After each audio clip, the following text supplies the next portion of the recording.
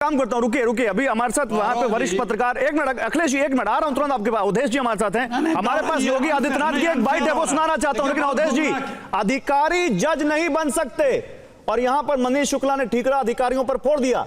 बोल रहे हैं कि अधिकारियों ने कुछ गलत किया तो हम उनको छोड़ेंगे नहीं। क्या अधिकारियों के पीछे छुप सकती है सरकारें? बताइए सर। मुझसे पूछा? नहीं, अभी अवधेश जी से पूछा। अखिलेश जी, अभी आपको तुरंत मौका दूंगा, अभी तुरंत मौका दूंगा। मुझे मालूम है आपको बहुत देर से बोलना, लेकिन इनको बोलने दीजिए। क्योंकि सरकारी महकमा अंततः सरकार की जो राजनीतिक सोच है प्रशासन की, उसके अनुसार कार्रवाई करती है। लेकिन गौरव, किसी भी फैसले को उसके परिप्रेक्ष्य में देखना पड़ेगा।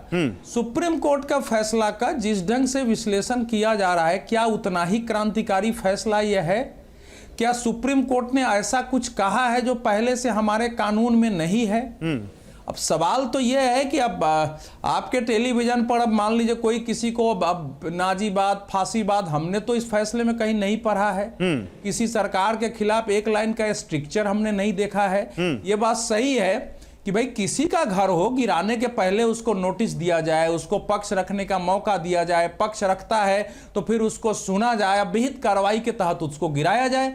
अगर इसके विरुद्ध कोई कार्रवाई करता है तो कानून को अपने हाथ में लेता है, वो अपराधी है, उस पर कार्रवाई होनी चाहिए।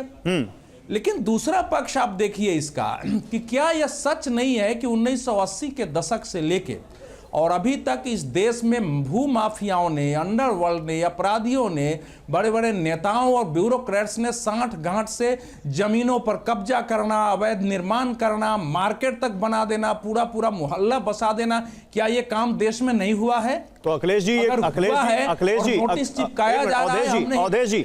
अवधेश जी, ये काम अगर हुआ है तो इसके लिए आपने खुद कहा कि प्रक्रिया है। लेकिन इस देश में बुलडोजर जब पॉलिटिकल टूल बन जाए, जब राजनीति के लिए उसका इस्तेमाल किया जाए और वोट मांगने के लिए उसका इस्तेमाल किया जाए, तब इस फैसले को उसके परिप्रेक्ष्य में कैसे देखें? अगर देखा जाए, सुनिए, हमने देखा है कि इसी हिमाचल प्रदेश में एक मस्जिद थी, 2010 से उसको नोटिस दिया गया। नगर निगम में लोग अपीयर नहीं हो रहे थे, लोगों को सड़क पर उतरना पड़ा। आप मानते हैं कि अतीक अहमद की संपत्ति को कोई पुलिस नोटिस चिपकाने जा सकता था? दोनों पक्ष देखना पड़ेगा। क्या हिम्मत थी किसी की, किसी पत्रकार की हिम्मत थी उसको कैमरे बना के दिखाने की? जो कि गलत जो हुआ है उस पर गलत होगी, लेकिन अगर कार्रवाई नहीं होगी फिर तो माफियाओं और बाहुबलियों के फिर समाज में वर्चस्व कायम हो जाएगा। दोनों पक्ष देखना पड़ता है, दोनों पक्ष देखना पड़ेगा। ये आपकी बात सही है, दोनों पक्ष देखना पड़ेगा। ठीक बात है, सही कहा। मैं फराज किदवई आ रहा हूं, एक मिनट में। अभी अखिलेश जी का टर्न है, एक मिनट, अखिलेश जी का टर्न है। लेकिन उससे पहले मेरे प्रोड्यूसर कह रहे हैं कि एक बार हमें 1 महीने पहले उत्तर प्रदेश के मुख्यमंत्री योगी आदित्यनाथ जी का वो बयान भी सुन लेना चाहिए जो इसी से जुड़ा हुआ है। सुनाइए, फिर अखिलेश जी के पास जाएंगे। बुलडोजर पे हर एक व्यक्ति के हाथ नहीं फिट हो सकते, इसके लिए दिल और दिमाग दोनों चाहिए, दिल और दिमाग दोनों चाहिए। बुलडोजर जैसी क्षमता और दृढ़ प्रतिज्ञा जिसमें हो वही बुलडोजर चला सकता है। दंगाइयों के सामने नाक रगड़ने वाले लोग बुलडोजर के सामने वैसे ही पस्त हो जाएंगे। और इसीलिए मैं आप सबसे कहना चाहता हूं, ये प्रदेश सरकार ने जो प्रक्रिया अपनाई है पारदर्शी तरीके से, अपेक्षा भी हम यही रखते हैं। जनता से जुड़े हुए कोई भी कार्य, कोई देर नहीं होनी चाहिए। तो अखिलेश जी, इस बयान के 2 पहलू हैं। एक तो बुलडोजर पर हर कोई हाथ नहीं रख सकता, मतलब साफ है कि विपक्षी लोगों के अंदर हिम्मत नहीं है कि वो बुलडोजर चला सकें। एक दूसरा, खुद सीएम कह रहे हैं कि पारदर्शी तरीके से हमने सब कुछ किया है, वो उसमें कह रहे हैं। क्या जवाब है इसका? देखिए, इनका जवाब और हमारे जो बीजेपी के प्रवक्ता और अवधेश भाई जो काफी असत्य बोले, चक्कर क्या है कि इन लोगों को जो व्हाट्सएप पे आता है वही बोलते हैं, कोई बड़ा एक्स्ट्रा ज्ञान इन लोगों के पास नहीं रहता है। अभी बोल रहे थे कि एक उदाहरण बता दीजिए, आपने भी गिनाया, मैं भी गिना दे रहा हूं कि सुप्रीम कोर्ट ने पेनाल्टी लगाई है इनके ऊपर, 25-25 लाख रुपए की पेनाल्टी लगाई है। तो एक उदाहरण तो यही हो गया। तीसरी बात, संभवतः इन्होंने जजमेंट पढ़ा ही नहीं होगा, हमारे बीजेपी के जो साथी प्रवक्ता बैठे हैं।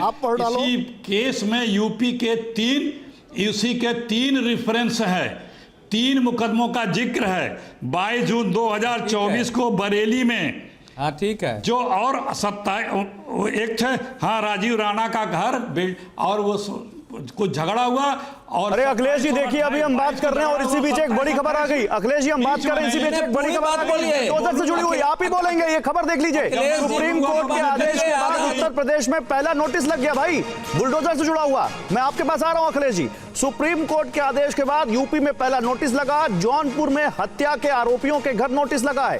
ताइक्वांडो खिलाड़ी की हत्या आरोपी के घर नोटिस चिपकाया गया है। आरोपियों के घर अवैध निर्माण हटाने का नोटिस लगा है। जिला प्रशासन का दावा, सरकारी जमीन पर निर्माण किया गया है। अखिलेश जी इस खबर को जोड़ते हुए अपनी प्रतिक्रिया दीजिए, बोलिए। ये नोटिस एक हफ्ते पहले लगे हैं और आज आप सेंसेशन करके बीजेपी चाहे जो भी बजा रही, एक हफ्ते पहले नोटिस उसके घर लग आपके ऊपर भी आरोप लगा रहे हैं। नहीं अभी वहां पर नया नोटिस लगा है। अरे मेरे पास अभी नया नोटिस लगा है। अरे सुनिए बोलिए बोलिए बोलने दीजिए। नया नोटिस है वो। बीच में नहीं भाई, अखिलेश जी का टर्न है, अखिलेश जी बोलेंगे। अभी और कोई नहीं बोलेगा, अखिलेश जी बोलेंगे। सुनिए, मैंने आपको गिनाया ना 22 नाम लेंगे भाई तो टोकना तो पड़ेगा ना। अखिलेश जी क्लियर कर रहा हूं, नोटिस आज का ही है। एक हफ्ते पहले जो आपकी जानकारी मुझे नहीं पता, लेकिन ये नोटिस हमारे संवाददाता ने कंफर्म किया, आज ही नोटिस है। राजीव व्हाट्सएप आप लोग जब मैं मुझे पता है कि मुझे नहीं बोलने दिया जाएगा, मुझे पता है, मुझे इस बात की नहीं, कांग्रेस को बोलने दीजिए, कांग्रेस को बोलने दीजिए। अवधेश जी आपको आपत्ति है